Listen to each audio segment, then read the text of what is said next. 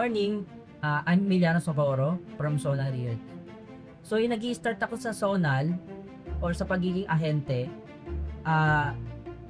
2020 November. So, yung una, subok-subok lang talaga. Okay? Subok-subok lang ang pag-ahente ko. Hindi ko akalain na sa pagiging ahente ko, so dito unti-unti ko nakuha natin mga pangarap ko eh. Okay, nagkaroon ng bahay, nagkaroon ng motor, yung bahay ko na fully paid, nagkaroon ng savings, nakapag-abroad pa nga. So dahil lang yun sa pagiging ahente ko. Bago ako naging isang consultant or sa naging ahente, 10 years akong nagtrabaho. So una part-time ako nyo, 2 years akong part-time nun sa pagiging ahente. So habang nagtatrabaho ako, so pag umaga, nagtitripping naman ako. So, ganun po siya. And then, di ko akalain na unang benta ko noon nasa 500,000 lang eh. Akala ko nung nasuntok sa buwan makabenta ng ganun. So, hindi ko akalain na sobrang dami pa ng client. So, kaya mas kinaril ko siya. Ayun. Kapag i-ahente kasi, una kasi hawak mo yung oras mo. And then, dito kasi mas nakita ko kasi ang pagiging ahente, mas malaki yung biyaya. Basta masipag ka lang, wala kang puhunan, pwede ka kumita ng mas malaki. Okay? So, ayun yung nakita ko na kasama pa pamilya mo. Okay, kalagitnaan ng karir ko kasi sa pagiging ahente, so nag-OFW ako. So sinubukan ko, tinanggap ko yung kontrata ko sa Korea. So nakita ko, napagkumpara ko na yung kinikita ko sa Korea at yung kinikita ko dito sa pagiging ahente, so pantay lang siya. Super worth it yung pagiging pinili ko ang pagiging full-time as housing loan consultant. Dahil dito, halos lahat ng pangarap ko kaya mong abutin. Okay, actually kapag ahente ka kasi, parang kaya mong kunin lahat ng pangarap mo sa maikli panahon lang eh. Na hindi ka nagsasakripisyo na iiwanan yung pamilya mo, nalalayo ka sa pamilya mo. Mahigit 5 taon na akong housing loan consultant. Pero kay Apex Homes, mahigit 2 years ko pa lang siya nakikilala. Okay, so nag-start ng career ko kay Apex Homes noong 2023, so last quarter. So, doon sa reality namin, so hindi kami masyadong nagbibenta ng Apex Homes, pero merong araw o may pagkakataon na naka-attend ako ng TKS nila.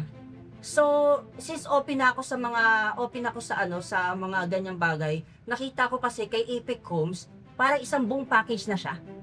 Ayun yung napakaganda kay Apex Homes, para isang buong package siya. Kasi hindi siya na align siya sa agent, align siya sa mga client. Last quarter na 2023, 3 months lang yon, so bumenta agad ako kay Apex Homes yun ng almost 60 million.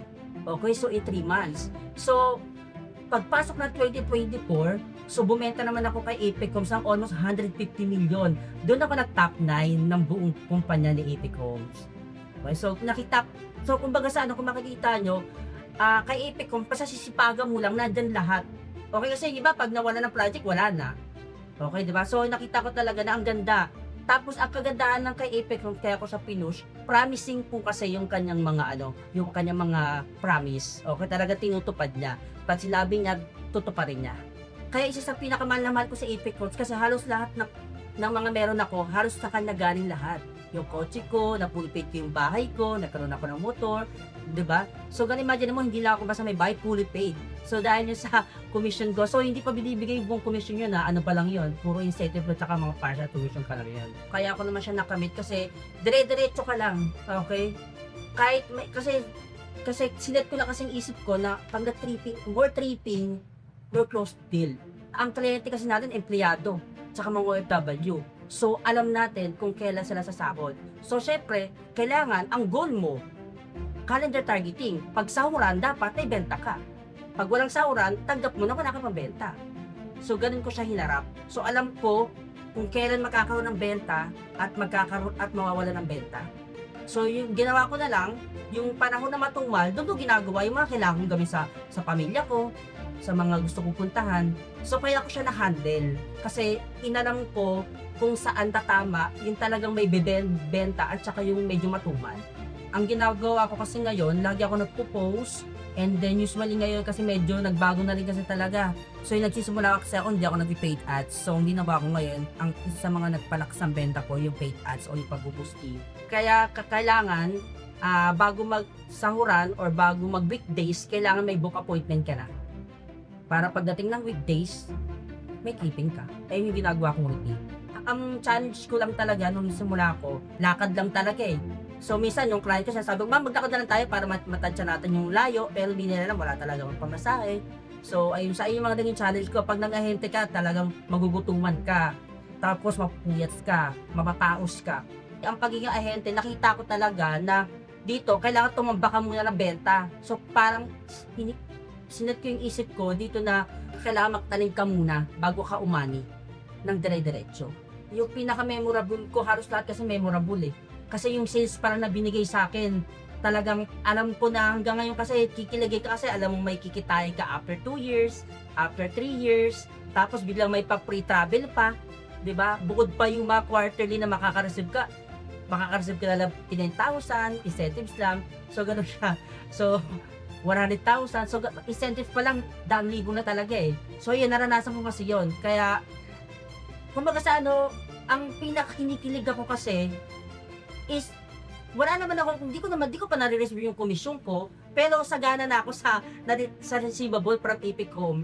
So kumbaga sa hanggang ngayon kikiligin kasi alam mo yung sales mo, yung income mo, talagang kumakarga. So kikiligin ka kasi kung may gusto kang pangarap, nakikita mo na kaya mo nang binili after 3 years, after 2 years. Actually, yung pinakamalaki support talaga, yung pinaka-backbone talaga, yung pinaka-umpisa, yung talagang walang tigil ang Epic Home sa kaka-develop ng project. Kasi doon lang din naman talaga magsisimula. Kasi wala pa mang komisyon, wala pa mang kahit ano, kinikilig na ang mga ahente kapag may new project doon sa lugar na ito. Kasi wala talagang katumbasyon. Kasi kahit sobrang ganda ng komisyon nyo, kahit sobrang taas ng komisyon nyo, kung ang project nyo is kakunti, so titigil lang siya.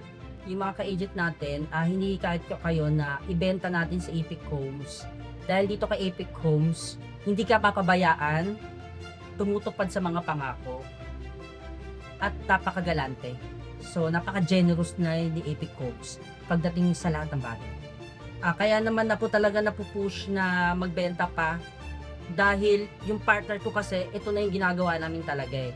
So, nakita namin na ito na yung buhay namin, dito namin na nakuha lahat ng mga pangarap namin, unti-unti na namin nakukuha.